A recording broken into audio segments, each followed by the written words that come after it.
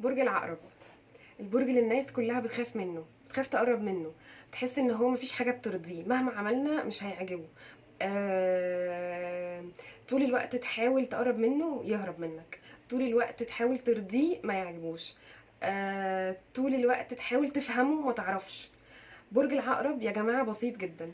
برج العقرب نقطه ضعفه الحنيه والدلع.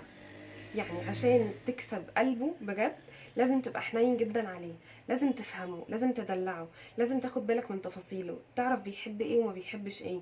واهم طبعا من كل ده، اهم من كل ده، لان انت اصلا مش هتوصل لمرحلة انك تعرف تهتم بيه قبل ما يكون واثق فيك.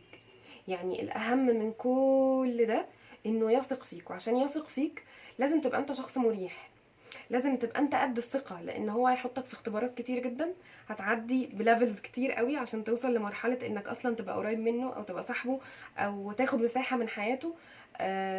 لازم هيحطك في اختبارات كتير جدا، ويا تنجح فيها يا ما تنجحش. المهم انه بعد ما تعدي من كل الاختبارات دي وتبدأ تدخل الدايرة بتاعته وتبقى قريب منه، اللي لازم تعمله انك لازم تدلعه جدا، لازم تبقى حنين، لازم تهتم بكل التفاصيل اللي بيحبها، لازم تبقى ماشي معاه يعني على سكته على ميته. تبقى حنين ورومانسي وطيب وبتخاف عليه وبتحبه.